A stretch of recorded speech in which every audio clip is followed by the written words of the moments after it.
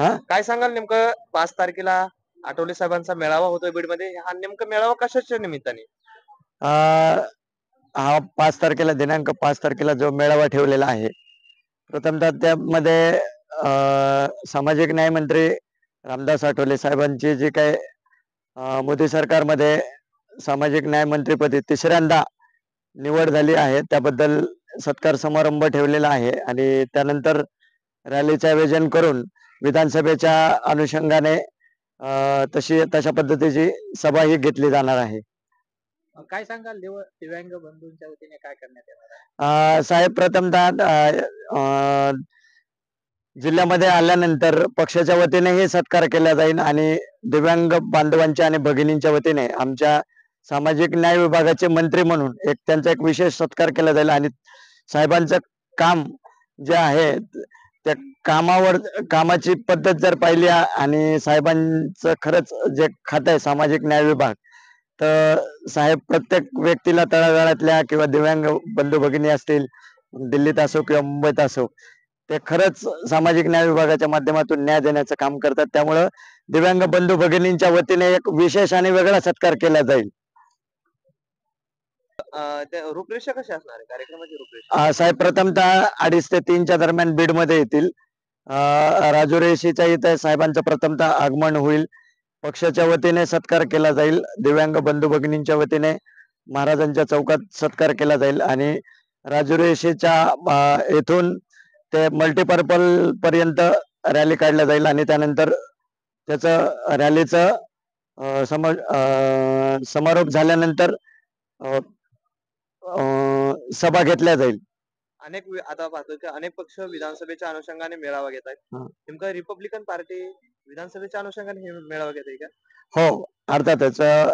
बीड जिल्ह्यामध्ये किंवा तालुक्यामध्ये म्हणता येईल प्रामुख्याने, की अनेक वर्ष झालं एकाच घरात आमदारकी आहे, बीड जिल्ह्याचा विकास नाहीये. बीड जिल्हा आज नेमका खड्ड्यात आहे का खड्ड्यात बीड जिल्हा हे कळत नाहीये. तर रिपब्लिकन पार्टीच्या वतीने विशेषतः दखल घेतल्या जाणार आहे आणि रिपब्लिकन पार्टीचे कार्यकर्ते आणि पक्ष ठरवणार की बीड जिल्ह्याचा बीड विधानसभेचा पुढचे आमदार नेमके कोण असणार आहे. तुम्ही आता म्हणताय इथून पाठीमागचे जे आमदार आहेत, मग क्षीरसागर चले जाऊचं काय वगैरेच होईल का? कारण की क्षीरसागर हटाव ओबसली त्यात काही विशेष नाहीये, कारण जर बीड शहराचा विकास पाहिला गेला तर किंवा बीड विधानसभेचा ग्रामीण मधला जर विकास पाहिला गेला तर विकासाच्या दृष्टीने कुठे 5% सुद्धा काम नाहीये. नगरपालिका गेले कित्येक वर्षापासून त्यांच्याकडेच आहे. जिल्हा परिषद असो किंवा पंचायत समितीवर असो किंवा आमदारकी असो, फक्त ते पद त्यांच्याच घरात आहेत. भिंत एकच आहे त्यांची, फक्त पद वेगवेगळे आणि काका पुतण्यांमध्येच चालू आहे. हे कुठेतरी बदल व्हायला हवा आणि रिपब्लिकन पार्टी उमेदवार देईल का बीडसाठी? नाही, त्याबद्दल साहेबच सांगू शकतील किंवा महायुती सरकार महायुतीचे जे मोठे राज्यातील नेते असतील किंवा केंद्रातले नेते असतील, त्यांनी जर रिपब्लिकन पार्टीला जर जागा सोडली तर असू बी शकतो कदाचित रिपाईचा उमेदवार बीड मधून. माहितीमधून तर अनेक जण उमेदवार इच्छुक आहेत, जसं की अनिल जगताप असतील, योगेश क्षीरसागर असतील, असे अनेक उमेदवार माहितीमधून इच्छुक आहेत.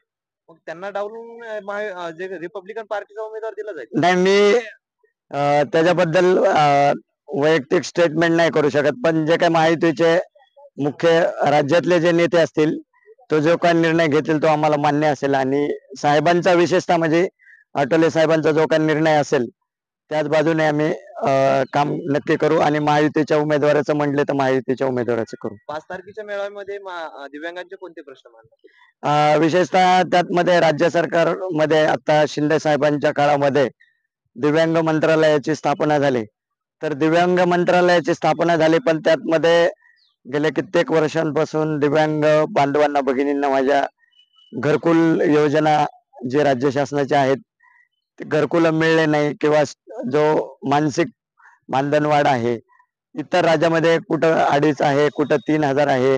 याच्यामध्ये महाराष्ट्रात जर पाहिलं गेलं तर 1,500 रुपयेच आहे. तर याच्यामध्ये वाढ केले गेले पाहिजे, मानसिक वाढ. पुन्हा त्याच्यामध्ये दिव्यांग म्हणजे अपंग पुनर्वसन केंद्र ज्याला म्हणलं जातं, ते महाराष्ट्रात फक्त 3च ठिकाणी आहे. पुणे, मुंबई आणि जळगाव ठिकाणी आहे. तर प्रामुख्याने मराठवाड्यासाठी बीड जिल्ह्यात प्रथम अ, अपंग पुनर्वसन केंद्र चालू करण्याची ही साहेबांना आम्ही राज्य सरकारकडे असो किंवा केंद्र सरकारकडे असो विनंती करू. आणि त्यातमध्ये अजून महत्त्वाचं म्हणजे दिव्यांग महामंडळाचा जो काही कर्ज योजना आहे, त्यातमध्ये कर्जवाढीसाठी जी काही बजेट आहे, त्या बजेटमध्ये जास्तीची तरतूद आणि विशेष तरतूद करण्यात यावी आणि लवकरात लवकर करण्यात यावी. ही आव्हान एक काय कराल दिव्यांग नेमकं आव्हान काय कराल हा जनतेला आव्हान काय कराल? जनतेला आणि दिव्यांग बंधू भगिनींना एवढंच मी आव्हान करेल, 5 तारखेच्या मेळाव्याला आणि साहेबांच्या सत्कार समारंभाला मोठ्या संख्येने जास्तीत जास्त उपस्थित राहा, हीच मी आपल्या चॅनलच्या माध्यमातून विनंती करेन.